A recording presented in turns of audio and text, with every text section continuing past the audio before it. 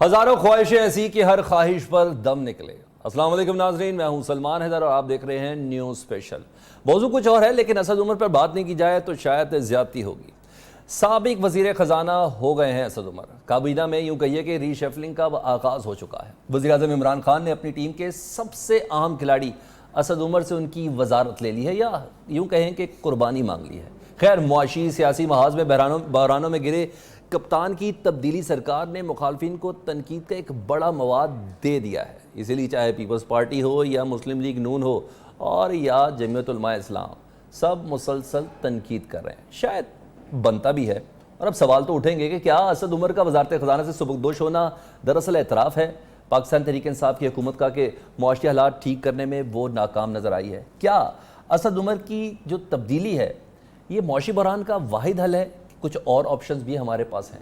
आगे हमें एक अहम चैलेंजेस हैं, जैसे कि IMF है, बजट है, मुतवक्का महंगाई का तूफान है। यही नहीं, गर्मियां सर पर हैं, बिजली की लोड शेडिंग का कदरे आगाज़ तो हो चुका है, लेकिन कहने वाले कहते हैं कि अभी ये बढ़ेगी। यूँ कहिए कि बकौल मुनीर न्याजी, एक दरिया का सामना था मुनीर मुझको, मैं एक दरिया के पार उतरा तो मैंने देखा।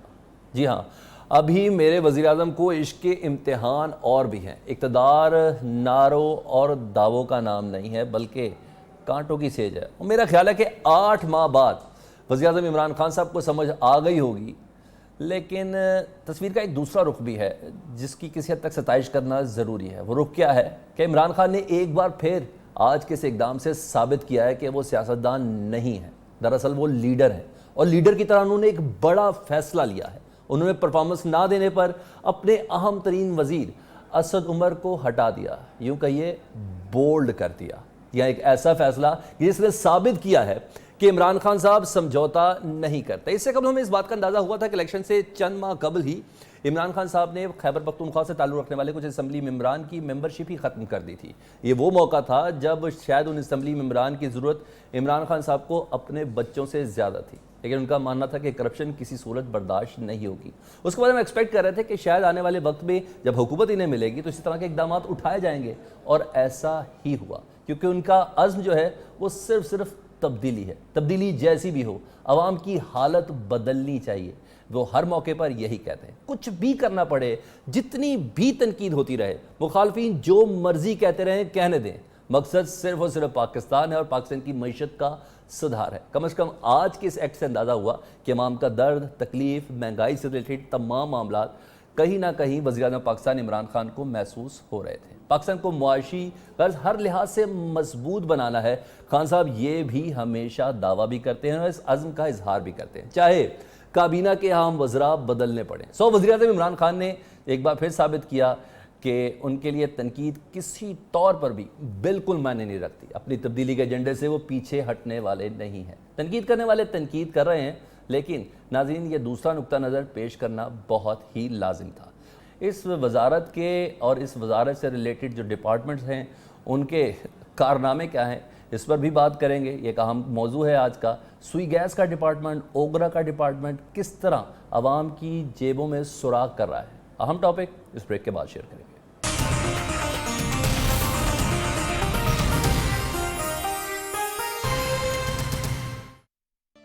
नया life boy naturally long shampoo. Welcome back नाजरीन। अवाम की रोजमर्रा जिंदगी का पहिया जाम करने के जिम्मेदारों को अगर तयन किया जाए तो जो मेरे जहन में आया है, जो समझ में आया है, वो ओगरा है। और जिसकी ज़ेली कंपनियां हैं, जिनके ज़ेर तसल्लुत हैं, इदारे भी हैं, इसी नहज पर पहुंच चुके हैं, ओगरा जैसे ही काम कर रहे हैं। यूं कहिए कि अवाम का खून चूसा जा रहा है, लेकिन बाकायदा तौर पर जिम्मेदारी कोई नहीं ले रहा। अवाम का खून चूसने वाली गैस कंपनियों के असल हकायक क्या हैं, आज के प्रोग्राम में यही जानने की कोशिश करें कि आखिर अवाम पर गैस बिलों का बोझ किस कीमा पर डाला जाता है, गैस कंपनियों को कंट्रोल किसने करना है, कौन है चेयरमैन ओगरा, क्या है चेयरपर्सन ओगरा, कौन है, उनका किरदार क्या है, अवाम के हकूक़ का ख्याल रखना या गैस कंपनियों का। लेकिन ये ज्यादती हो रही है। हद तो यह है कि वज़ीर आज़म से ज़ायद रकम वापस करने का हुक्म दिया था, अभी तक वो भी नहीं वापस लिया गया। ये वापस होगी या नहीं होगी, कोई टाइम फ्रेम है? ये तमाम पर्दे ऐसे हैं जिनसे आज इनका हटाना बहुत ज़रूरी है। इंजीनियर असलम चौधरी साहब हमारे साथ मौजूद हैं, जो कई सालों से ओगरा में कंज्यूमर के बिहाफ पर गैस कंपनियों की जानिब से कीमतें बढ़ाने की मुखालफत करते आए हैं। गैस एक्सपर्ट हैं, कम से कम 25 साल का इनका तजुर्बा है। सीनियर रिपोर्टर है, हमारे सीनियर कॉरेस्पॉन्डेंट हैं अशरफ मेहताब साहब, महंगाई के हवाले से और ओगरा और पेट्रोलियम मसनूआत के हवाले से उनकी नफ्स पर हाथ रखते हैं, कंज्यूमर को हमेशा डिफेंड करते हैं, आम आवाम को हमेशा डिफेंड करते हैं, दोनों हमारे साथ मौजूद होंगे। तो वेलकम सर शो में। सबसे पहले असलम चौधरी साहब, आपसे ये सवाल है कि हुकूमत का मौक़िफ़ ये है कि गैस कंपनियां नुकसान पर हैं, लेकिन अगर नुकसान पर हैं तो इसकी जो कीमत बढ़ाना पड़ेगी वो आवाम देगी कि किसी हद तक जिम्मेदारी इस इदारे के ऊपर भी है? क्या वाकई नुकसान पर है? ये 100%, बल्कि अगर मैं कहूँ 200-300% झूठ है। कंपनियां नुकसान में नहीं हैं। अगर वो ये कहते हैं कि कंपनी नुकसान में है तो फिर 75% डिविडेंड कैसे दे दिया शेयर होल्डरों को उन्होंने? और फिर 2017 की अपनी बैलेंस शीट जो इनकी है अकाउंट की, उसमें बड़े फ़ख्र से बताया गया है कि इन्होंने कीमतें बढ़ाने से पहले 9 अरब रुपया प्रॉफिट शो किया हुआ है। नहीं, मगर मैं ये जानना चाहूँगा कि अगर कंपनी नुकसान में है तो इस ऑर्गेनाइजेशन की जो मुराद है वो ऐसी है कि होच रुपए हैं। सुना है ड्राइवर्स तक की 3-3 लाख रुपए तनख्वाह है, वेल्डर की 4-4 लाख रुपए तनख्वाह है। तो अगर कंपनी लॉस पे जा रही है तो इतनी तनख्वाहें कैसे दी जा रही हैं? मैं इसकी मिसाल ये बताता हूँ जी कि सन 2013 में मैनेजिंग डायरेक्टर की तनख्वाह 3 लाख रुपए थी, ठीक, जो उसी वक्त बढ़ के 17 लाख रुपए कर दी गई। और जो गाड़ियाँ इनके पास, जिसके पास 800 सीसी की थी उसको 1300 सीसी दे दी गई, जिसके पास 1300 से 1500 दे दी, 1500 को 1800, और लग्जरी गाड़ियाँ और इतनी इमारत उनको दे दी गई विद ड्राइवर और साथ पेट्रोल भी सारा कुछ। तो अगर ये सारा कुछ नुकसान में है तो फिर ये क्यों? 18 बिलियन इनकी HR कास्ट हो चुकी है। 18 बिलियन 18 बिलियन इनकी HR कास्ट हो चुकी है, जो कि हर यानी 2013 में कुछ बिलियन थी, अब ये 18 तक पहुंच चुकी है। अच्छा, मैं उज़मा आदिल साहिबा से मुतालिक जानना चाहूँगा, चेयरपर्सन है ओगरा की, उनकी क्या काबिलियत है ऐसी कि वो कहती तो हैं कि हमारा इदारा बिल्कुल इंडिपेंडेंट है, कंपनी नुकसान पे जा रही है, नुकसान को हमने बराबर करना है, पाकिस्तान में गैस की सप्लाई को बेहतर रखना है, लाइन लॉसेस को बेहतर रखना है, लेकिन इस बात पे वो तय हैं कि कंपनी लॉस पे जा रही है। उज़मा साहिबा की ज़रा क्वालिफिकेशन थोड़ी मुझे बता दें कि बाकी इस कैपेसिटी की हैं कि चेयरपर्सन ओगरा उन्हें लगा दिया जाए। उनकी सबसे बड़ी क्वालिफिकेशन तो ये है कि उन्होंने एंग्रो का जो LNG टर्मिनल साइन किया था, जिसपे अक्सर हर टीवी पे, हर एंकर पे ये बात करते हैं कि $2,72,000 हम डेली पे कर रहे हैं। 2 MDO ने रिजाइन कर दिया था, उन्होंने उस एग्रीमेंट बिल्कुल साइन नहीं किए थे उन्होंने। लोन साहब इसमें शामिल थे? नहीं, लोन साहब नहीं, आरिफ हमीद थे, और उसके बाद आमर तफैल बने थे जो ऑफिशिएंट थे, दोनों ने इनकार कर दिया था और उज़मा आदिल साहिबा को MD बनाया गया, उन्होंने इसको साइन किया। ये ज़्यादा अक्लमंद है क्या? इनके ये oil and gas regulatory authority की ये चेयरपर्सन है, तो इनको बहुत ज़्यादा अबूर हासिल है इसके हवाले से? कोई अबूर नहीं है, सप्लाई और डिमांड के हवाले से इसको उसके बदले में ये प्राइस पोस्टिंग दी गई है। और ओगरा का ऑर्डिनेंस अगर पढ़ें तो ये बनाया ही क्योंकि कंज्यूमर के पास कोई फोरम नहीं है। पहले MD सुई नॉर्दर्न थी ना, ये MD सुई नॉर्दर्न बनाया गया था इसको, ठीक है, एग्रीमेंट पे साइन करने के लिए, ठीक है, और उसने साइन कर दिया। साथ ही इसको फिर उसी वक्त बता दिया गया था कि आपको हम बनाएंगे, ओगरा का चेयरमैन बनाएंगे, यानी इसको ये बता दिया गया था। और सबसे बड़ी मुसीबत ये है कि कंज्यूमर के पास कोई फोरम नहीं है, बोर्ड ऑफ डायरेक्टर्स में उसका कोई डायरेक्टर नहीं है, कोई नुमाइंदा नहीं है। फिर जो है इसमें ये इसका फार्म सिर्फ ओगरा में कंज्यूमर का कोई फोरम ही नहीं है जिसने पैसा देना है, जिसने ओगरा को चलाना है, जिसने पेट्रोलियम इंडस्ट्री को चलाना है पैसे देके। नहीं, ओगरा ही एक फोरम है कंज्यूमर के लिए, और ओगरा ऑर्डिनेंस क्लियरली डिफाइन करता है कि उसने सारे कंज्यूमर का इंटरेस्ट वॉच ओगरा ने करना है। कोई रिप्रेजेंटेटिव होगा वैसे वहाँ? रिप्रेजेंट कोई कहीं भी नहीं है, बोर्ड ऑफ डायरेक्टर्स में नहीं है, कहीं भी नहीं है। सिर्फ एक ये ड्रामा करते हैं कि हेयरिंग करते हैं पब्लिक के लिए, जब इन्होंने कीमतें बढ़ानी होती हैं, हेयरिंग पे हम जाते हैं, लेकिन आज तक कोई भी फैसला कंज्यूमर की फेवर में नहीं आया, हर फैसला शेयर होल्डर की फेवर में गया। अच्छा अशरफ, ये बताइएगा, लोड तो सारा सारिफ पर पड़ रहा है, कह रहे हैं कि कंपनी लॉस पर है, कहते हैं कि लाइन लॉसेस बहुत ज़्यादा है। दुनिया भर में आमतौर पर लाइन लॉसेस की क्या एवरेज है? पाकिस्तान में कहा क्या जाता है? एक्चुअल लाइन लॉसेस क्या हैं? इससे मुतालिक बताइएगा। लाइन लॉसेस को एक टेक्निकल UFG का मेरे ख्याल ये टर्म देते हैं, आप इस पर बताइएगा कि लाइन लॉसेस की जिम्मेदारी भी आवाम के ऊपर ही है, उसका भी नुकसान आवाम नहीं भरना है? मकसद तो कहने का ये है कि जब देखें, जैसे मेरे भाई ने चौधरी असलम ने बताया कि जो इनके डायरेक्टर हैं या शेयर होल्डर हैं, जो शेयर होल्डर हैं उनको मुनाफा तो देते हैं, जैसे 75% दे दिया, फिर डिविडेंड भी दे दिया, शेयर भी दे दिए उनको एक्स्ट्रा, लेकिन कारोबार जब बंदा करता है उसका हिस्सेदार होता है, शेयर होल्डर होता है, तो फिर नुकसान का भी वो जिम्मेदार होता है। तो नुकसान भी लेकिन बेचते नुकसान के वो जिम्मेदार नहीं है। नुकसान के सारे और सारे हमारे जैसे आप जैसे गरीब रेडी बान, गरीब जो चने लगाता है वो उसका नुकसान का जिम्मेदार है। अब ये हुआ भी यही है कि जैसे इन्होंने बताया कि जितनी कास्ट आती है ना, जो अगर तनख्वाहें बढ़ती हैं, गाड़ियाँ ली जाती हैं और कुछ भी सहूलतें दी जाती हैं, तो सारी की सारी कास्ट बिलों के अंदर शामिल बोर्ड ऑफ होती है। डायरेक्टर्स की तनख्वाहें तो बताएं जरा आप, बोर्ड जो ऑफ हमारे पैसे पे डायरेक्टर याशी कर रहे हैं। मैं ये बताता हूँ, बोर्ड ऑफ डायरेक्टर को अजाजिया के नाम पे नवाजा जाता है, अजादिया दिया जाता है। एक वक्त था 500 रुपये अजादिया था एक मीटिंग का, ठीक। फिर ये बढ़ा के 1000 कर दिया गया, फिर बढ़ा के इसको 5000 कर दिया गया। अब उस 5000 के बाद आप देखें कितने परसेंट बढ़ाया, 1 लाख रुपया कर दिया गया। जब 5000 था, 500 था, तो शायद ही कोई महीने में एक मीटिंग होती होगी। अब 1 लाख है तो अब महीने में 4 मीटिंग होती हैं। एक साल में 48 मीटिंग जो पिछले साल है वो हो चुकी हैं। आप अंदाज़ा लगा लें कि एक एक डायरेक्टर को 4-4 लाख जा रहा है उस कंपनी से जिसके बारे में वजीर साहब कहते हैं जी 150 अरब के लास्ट में दोनों कंपनियां। तो आप मुझे ये बताएंगे जो कंपनी 150 के लास्ट में हो उसमें खुशियाँ कहाँ की ये खुशियाँ हैं, क्या चीज़ें ये क्यों बांटी जा रही हैं, रियोड़ियों की तरह पैसे बांटे जा रहे हैं। और ये सारा नुकसान जो ये जितना होगा, ये जितना बर्डन होगा, ये आम कंज्यूमर में पड़ेगा। मेरे पास ये बिल है, मैं आपको लेके आया हूँ मिसाल देने के हवाले से। ये अभी जो इन्होंने बिल डाले इंतहा कर दी है, एक बंदे ने 339 रुपये की गैस जलाई है, उसके बिल के ऊपर लिखा हुआ है, ठीक है। उसके ऊपर उन्होंने उसको छूट देने के नाम से उसके ऊपर 79,000 का एक्स्ट्रा बिल डाल दिया है। मुझे ये बताएं, उस 339 के ऊपर जीएसटी जनरल जनरल सेल 10,000 रुपया लगा दिया। डाला। फिर ऊपर ये जो कहा जाता है जी छूट तो होती है रायत देना। तो मुझे ये बताएं कि ये 79,000 उसको रायत तो नहीं दी गई, बल्कि ऊपर डाल के तो उसका बिल जो है वो बिल जो है वो 80,000 से बढ़ा दिया है सारी उसमें छूट निकाल के। तो ये सारी चीज़ें। इसी तरह एक और कंज्यूमर है जिसका मेरे पास बिल है, उसने 1576 रुपये की जो है गैस जलाई है, उसके मीटर से जो गैस गुजरी है वो कहती है कि इसने 1,500 के करीब गैस जलाई है। 28,000 से ऊपर इसको जनरल से टैक्स पड़ गया और 1,98,000 यानी 2 लाख रुपया और डाल दिया गया। और इसमें कोई चीज में सलमान भाई सुनिए, इसमें कहीं पे नहीं लिखा होगा ये जो एक्स्ट्रा पैसे डाले गए हैं ये किस मद में डाले गए हैं, इसका हिसाब क्या है, क्यों डाले गए हैं, कहाँ से निकाले गए। इससे ज़ाहिर होता है कि ये वो पैसे हैं जो ये बोर्ड ऑफ डायरेक्टर को देते हैं, ये वो पैसे हैं जो खुद अपनी तनख्वाहों में 22 लाख के सूरत में लेते हैं, ये वो पैसे हैं जो इनकी गाड़ियों के अंदर पेट्रोल जलता है, लोगों का खून जलाते हैं, पेट्रोल नहीं जलाते, ये लोगों का हमारे जैसे गरीबों का खून जला रहे हैं। चोरी कितनी हो रही है अशरफ, ये बताएं। दुनिया में इंटरनेशनली जो चोरी का स्टैंडर्ड है वो 4.5 से 5% तक होता है, जिसको माना जाता है कि जो पाइप से कोई भी चीज़ जाती है या तार से जाती है तो वो नुकसान होता है, कहीं लीकेज है। यहाँ पे इन्होंने मिल मिला के उगरा के साथ इसको 7.5% पे ले गए। एक्ट में मौजूद ही नहीं है कि वो ये इजाज़त दे ही नहीं सकते। तौकीर सादिक साहब ने दी, वो नैब के केस भुगत रहे हैं। अब ये सारी यूएफजी डाल के 15% तक इनको ये है इनकी जो लाइन लॉसेस में इसमें लीकेज भी शामिल है और चोरियां भी शामिल हैं। चोरी तो ये वजीर इनके मान के गए हैं कि 50 अरब रुपए सालाना की चोरी होती है, और जब इनसे बात की जाए इनके जो SNGPL के अफसर हैं तो वो मानते ही नहीं है, कहते जी है ही नहीं, ये तो झूठ है। भाई अगर झूठ है तो फिर ये पैसे क्यों डाल रहे हैं अवाम को, क्यों डाल रहे हैं? जी सर, आप बताइएगा असलम साहब। मैं थोड़ा सा मजीद इसमें इजाफा कर दूं कि ये जो चोरी वाला मसला है ना, इसको इन्होंने कवर किया हुआ है।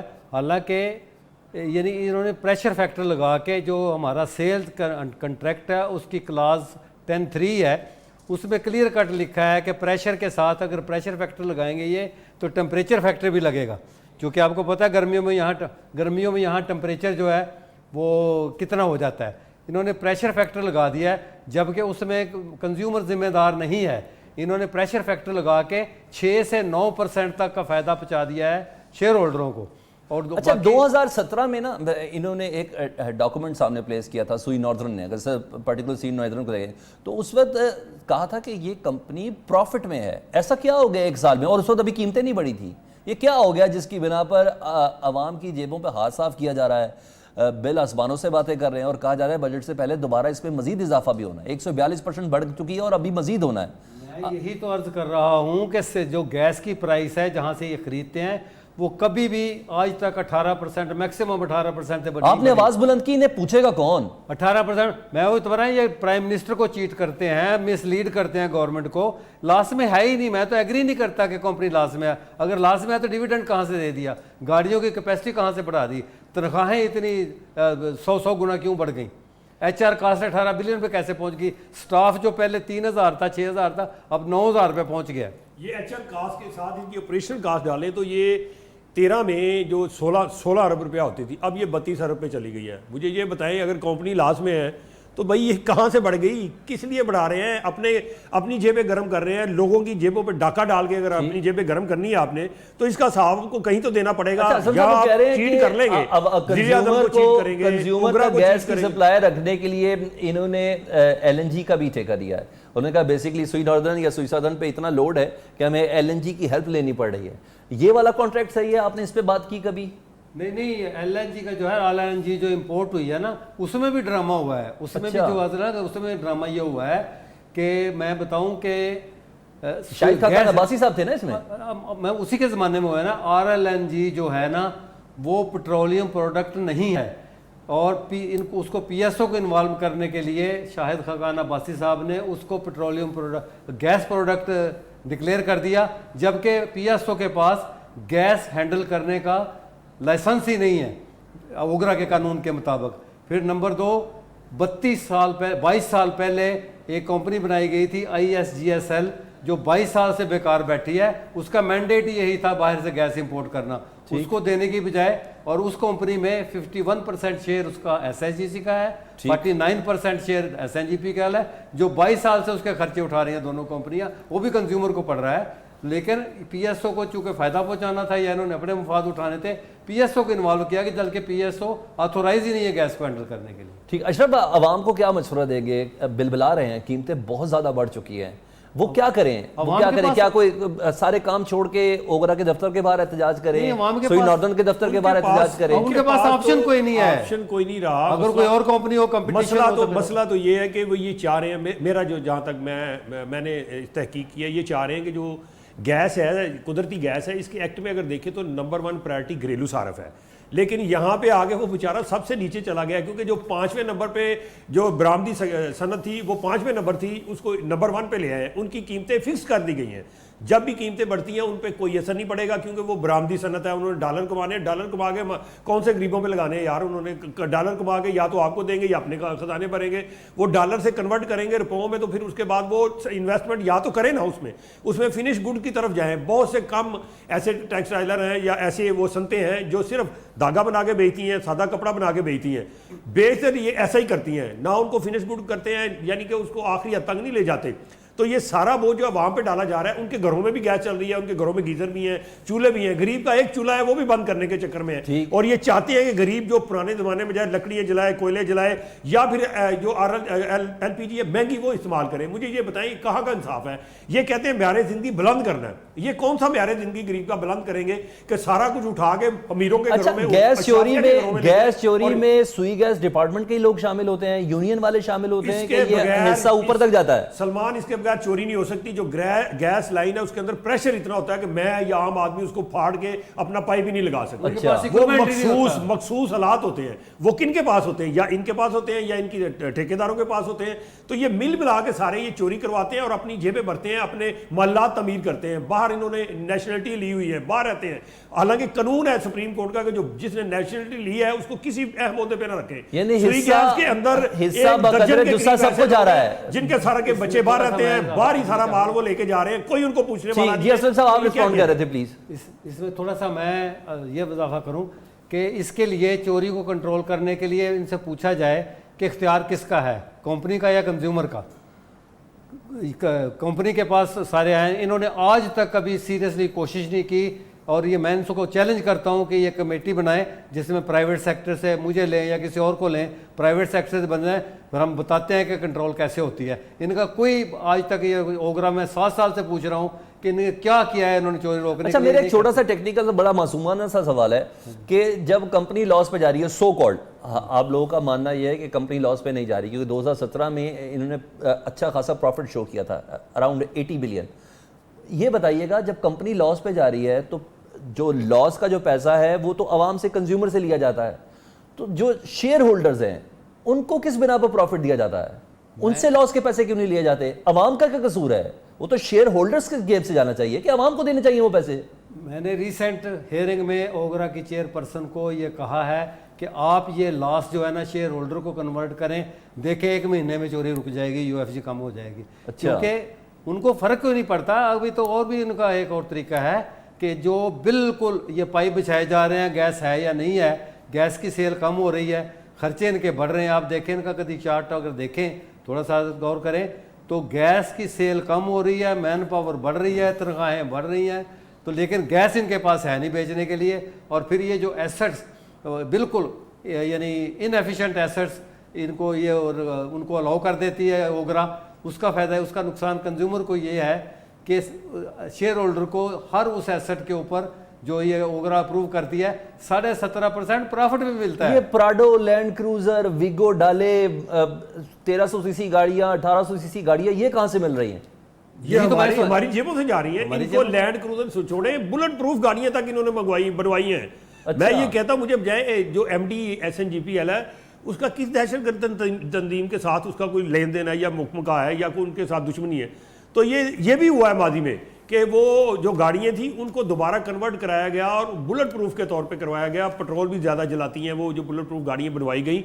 इसके अलावा इनको और बहुत सी मरात जो है मैसर हैं, इनके टिकट्स, आने जाने के खर्चे और जहाँ ठहरना है, PC होटल में कहाँ कहाँ ठहरना है, ये सारी की सारी याशियाँ जो हैं ये आम गरीब कंज्यूमर से करते हैं। इनसे अगर ये बात करें चोरी रोकने की, मैंने पहले भी एक प्रोग्राम में कहा था, गवर्नर हाउस के बिल, वज़ीर आला हाउस के बिल, सूबाई वज़रा के बिल, सरकारी महकमों के बिल ये ले नहीं सकते और उसके बदले में ये किसी गरीब, अच्छा, वो बिल देते भी नहीं है। जो गरीब तांगे वाले से बिल ले रहे हैं, जो इस वक्त जो मैंने आपको बताया किसी बेचारी गरीब खतून जो बेवा उससे बिल ले रहे हैं, फिर इसके अलावा ये आम रक्शे वाले से बिल ले रहे हैं। इनको क्या खुदा का खौफ नहीं है? मुझे ये बताएं कि वो जो लूट के ले गए पिछले, जिनके बजट के अंदर, उनके बजट के अंदर शामिल थे वो बिल जो इन्होंने नहीं लिए और वो कहाँ पता नहीं कहाँ खा गए वो, और ये कह दिया जी सारी UFG है, जब वो चीजें पढ़ी लिखी हैं, इनके रिकॉर्ड में मौजूद हैं कि आपने उनसे बिल लेने हैं, उनसे लिए नहीं, उनके करेक्शन भी नहीं काटते। आप नहा दे एक दिन, एक महीना बिल देखे कैसे आते हैं, काटते हैं, आपकी नाक की लकीरें निकलवाएंगे लेकिन आपको मीटर नहीं लगा। असलम साहब, आप इंटरवीनर हैं, आवाम की तकलीफ और इनका असल जो तरीका वारदात है इसको जानते हैं। इसके मतलब पूछा, ये जो बिलों की एक भरमार है हमारे पास कि बिल 163 रुपए का है और जिस पर GST 2261 रुपये लगी हुई है किसी पे, टोटल बिल बना दिया गया है 15,560। ये किस तरह हो रहा है? नहीं, ये किस तरह हो रहा है? देखो जी, GST तो गवर्नमेंट को चला जाता है, वो तो कंपनी को नहीं जाता।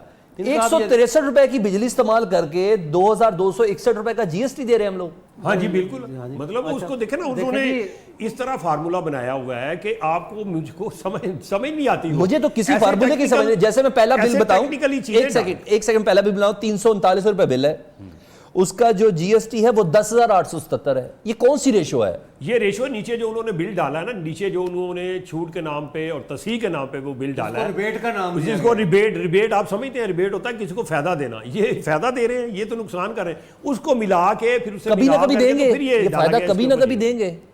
नहीं, कभी भी नहीं देंगे ना जी, ये कभी हो नहीं सकता। देखें जी, जिनको फायदा देना है वो तो दे रहे हैं, उनको तो मैं ये कह रहा हूँ बोर्ड ऑफ डायरेक्टर को फायदा दे रहे हैं, अपने शेयर होल्डर को फायदा दे रहे हैं, अपने अफसरों को, मुलाजमों को, ओगरा को और जो भी इनसे जुड़े हुए जितने भी लोग हैं उनको फायदा दे रहे हैं। लेकिन नुकसान किनको पहुंचा रहे हैं?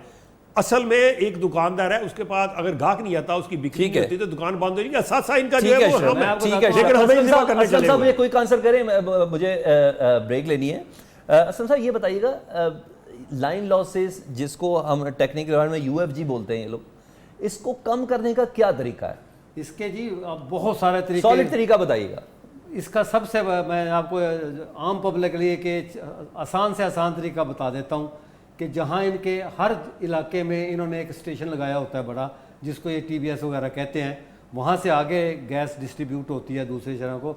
मैंने इनसे कितनी दफ़ा कहा भी है कि जी वहाँ आप अपना एक मेन मीटर लगाएं, उसके बाद दूसरे इलाके के बिल देखें कि यहाँ से गैस गई कितनी है, सेल कितनी हुई है, बिल कितने आए हैं, तो आसानी से पकड़ा जाएगा कि किस इलाके से चोरी हो रही है। तो अगर बिलिंग सेक्शन वाला ही मिला हुआ हो, नहीं बिलिंग सेक्शन वाला मिला हुआ हो, बिलिंग सेक्शन वाला चोरी कम तो चोर मिले हुए नहीं होते आपस में। आप ये बताएं, मैं आपको एक जनरल सा फार्मूला बता देता हूँ, ठीक है, कि अगर ये UFG में 1% अलाउ करे ना ओगरा, तो 1 अरब रुपए का फर्क पड़ता है।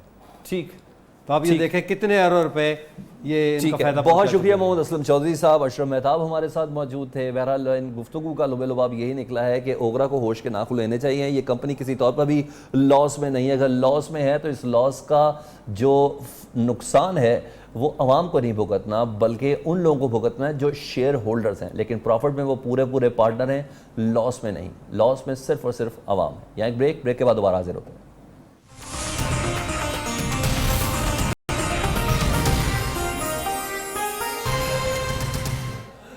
Welcome back. असद उमर बाजार थे, इधर से उधर किसकी शर्मिंदगी का आलम है, किसने बोल्ड डिसीजन लिया, ये सारी बहस एक तरफ। लेकिन ये बात है कि आज एक बार फिर मुल्क के मुस्तकबिल को निशाना बनाने की कोशिश की गई है। जी हाँ, सी पैक को निशाना बनाने की कोशिश की गई है ऐसे मौके पर जब स्विट्जरलैंड जैसा मुल्क वन बेल्ट वन रोड का चाइना से मुआहदा करने जा रहा है। पूरी दुनिया में इसकी सताइश हो रही है और मुखालफिन मुखालफत भी कर रहे हैं। इस मौके पर 14 मासूम पाकिस्तानियों को बर्बरियत का निशाना बनाया गया। दहशतगर्दों ने कराची से गवादर और गवादर से कराची जाने वाली बसों को कोस्टल हाईवे पर रोका, कुछ लोगों को शनाख्त किया और हाथ पांव बांधकर निहायत ही तसल्ली से शहीद किया। तर्जुमान पाक नेवी के मुताबिक बोजी टॉप है ये इलाका जिसके करीब दहशतगर्दों ने दहशत फैलाने की कोशिश की। सिविल बसों में सवार 14 अफराद को शहीद किया, जिनमें पाक बहरिया के अहलकार भी शामिल हैं। वज़ीर दाखिला बलूचिस्तान ज़ियाउल लांगू साहब से जब हमारी बात हुई तो उनके मुताबिक दहशतगर्दी का अफसोसनाक वाक़या है। कोस्टल हाईवे पर यह गुज़िश्ता रात को यह वाक़या पेश आया था।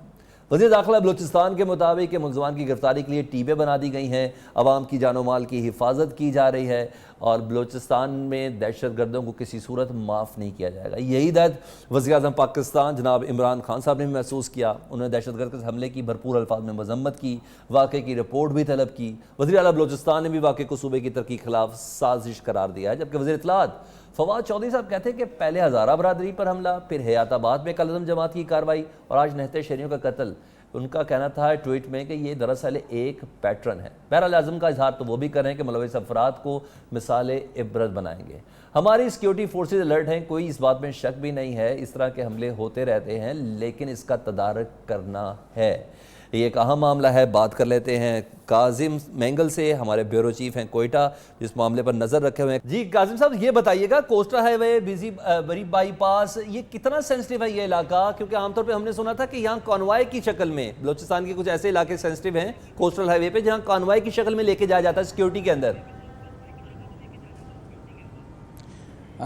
ये जो इलाका है जहाँ ये अफसोसनाक वाक़या पेश आया, ये इसे बजी टॉप का इलाका कहा जाता है। ये ओरमाड़ा जो ग्वादर की तहसील है उसका इलाका है और ये इलाका कराची से मगरिब में कोई 300 किलोमीटर के फासले पर है। तो कोस्टल हाईवे पे ये गाड़ियों को कानवाई में नहीं ले जाया जाता था। जिन इलाकों में बलूचिस्तान के कानवाई में गाड़ियों को ले जाता था ये कोयटा और कलात के दरमियान का इलाका था और बिलखसूस कोयटा और जो यहाँ दर्रे बोलान जिसको कहते हैं, इसमें जो है ना पहले बहुत सारे इस तरह के वाक़यात होते थे। तो वहाँ जो है ना ये कानवाई में गाड़ियों को ले जाया जाता था। काजिम इसमें कोई दो राय नहीं है कि ये दरअसल पाकिस्तान की इकॉनमी पे यानी सी पैक को हिट करने की कोशिश की गई है। कुलभूषण फैक्टर को आप किस हद तक एक्टिव देखते हैं यहाँ आज भी? क्योंकि तीन बड़ी बड़ी जमातें हैं, जैसे कि मैं इनका अगर आपको नाम लूँ, Balochistan liberation front, Balochistan liberation army, Balochistan republican guard, इन सब ने एका कर लिया है। ये एक नाम से अब कर रही हैं और उन्होंने बाज़ाब्ता तौर पर 10 नवंबर को यह ऐलान किया था कि हमारा टारगेट सी पैक के सराउंडिंग के एरियाज होंगे। तो आज तो जो उन्होंने दावा किया था वो पूरा कर दिया। देखें, ये जो सरकारी हुकाम है उन्होंने बताया था कि जो कुलभूषण की गिरफ्तारी जो अमल में आई थी वो इसी मकरान के इलाके से अमल में लाई गई थी उसकी गिरफ्तारी। तो ये जो ग्वादर का इलाका है ये भी मकरान डिवीज़न का हिस्सा है। और जहाँ तक आपने इन कलदम तंजीमों की बात की, ये कुछ अर्सा पहले इन 3 मुसल्लह जो तंजीमें हैं इन्होंने इत्तेहाद कर लिया था और इनका ये था कि वो जो सी पैक है और इससे मुतल्लिक जितने भी जो मंसूबे हैं वो उनको निशाना बनाएंगे। अच्छा, ये कुछ पता चल सका ये वारदात करने के बाद, ये हैवानियत करने के बाद, ये दरिंदगी करने के बाद ये लोग भागे किस तरफ हैं? अब तक इब्तदाई तौर पर 24 घंटे होने वाले, पता चल सका ये देखिए सरकारी हुकाम से हमारी जो बात हुई ग्वादर में, तो उनका कहना था कि ये लोग दरअसल चूँकि इस इलाके में सिक्योरिटी फोर्सेस की मूवमेंट भी बहुत ज़्यादा है, तो इन लोगों ने एक तो रात का वक्त चुना जिस वक्त जो है ना ये मूवमेंट कुछ कम हो जाती है।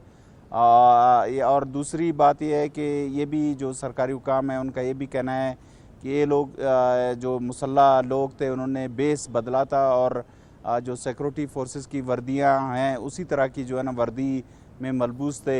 इसलिए उन्होंने जो है ना उधर तसल्ली के साथ एक गाड़ियों को रोका और फिर ये 14 अफराद को शनाख्त करने के बाद उतार के कार्रवाई की। और सरकारी हुकाम का कहना है कि इसके बाद ये लोग जो है ना, जो आवारान का इलाका है वो बहुत ज़्यादा शोरश से मुतासर है, उसकी पहाड़ी इलाकों की जानिब ये लोग फ़रार हो गए हैं। बलूचिस्तान के वज़ीर दाखिला मीर ज़ियाउल्लाह लांगो से मेरी बात हुई, उन्होंने बताया कि इस इलाके में ऑपरेशन का आगाज़ कर दिया गया है और उन्होंने इस उम्मीद का इज़हार किया कि जो लोग इस कार्रवाई में मुलविस थे वो जो है ना अपने कैफर किरदार तक पहुँचेंगे। अच्छा, ये बताइए कि आवारान का गालबन वही इलाका है जहाँ जो सैलाब से भी मुतासरा था, जहाँ बलूचिस्तान हुकूमत पाक अफवाज ने बहुत ज़्यादा इंटरवीन किया था, बहुत ज़्यादा काम किया था और गालबन कोई कॉलेजेस और स्कूल्स भी यहाँ बनाए थे? जी, ये जो आवारान का इलाका है ये कराची के करीब ये भी है और जो बलूचिस्तान का इलाका है लसबेला, ठीक, इससे मुत्तसिल इलाका है। तो ये जो कोस्टल हाईवे है ये आवारान और लसबेला का जो इलाका है इधर से। ठीक, बहुत शुक्रिया काजिम मेंगल हमारे साथ थे, इस हादसे से मुतल्लिक, इस वाक़े से मुतल्लिक, इस दहशतगर्दी से मुतल्लिक हमें अपडेट कर रहे थे। प्रोग्राम के आखिर में मैं ये दरख्वास्त करूँगा ना सिर्फ पाकिस्तान की तमाम सियासी जमातें बल्कि मजहबी जमातों से कि इन मासूम 14 अफराद का ताल्लुक किसी भी जमात के साथ नहीं है, किसी भी फ़िरके के साथ नहीं है, ना ही इनके लवाकिन कहीं धरना दे सकते हैं, ना ही इनके लवाकिन को एहतजाज कर सकते हैं, ना ही कोई बाज़ार बंद करा सकते हैं। अब ज़िम्मेदारी तमाम पाकिस्तान की सियासी और मजहबी जमातों पे है। देखना यह है कि कल जुम्मे के बाद इनके लिए एहतजाज कौन करता है। एक अहम सवाल है, ये जानना बहुत ज़रूरी है, क्योंकि अब एक बार फिर पाकिस्तानी शहीद किए गए हैं। प्रोग्राम से सलमान हैदर को इजाज़त दीजिए। अल्लाह हाफ़िज़।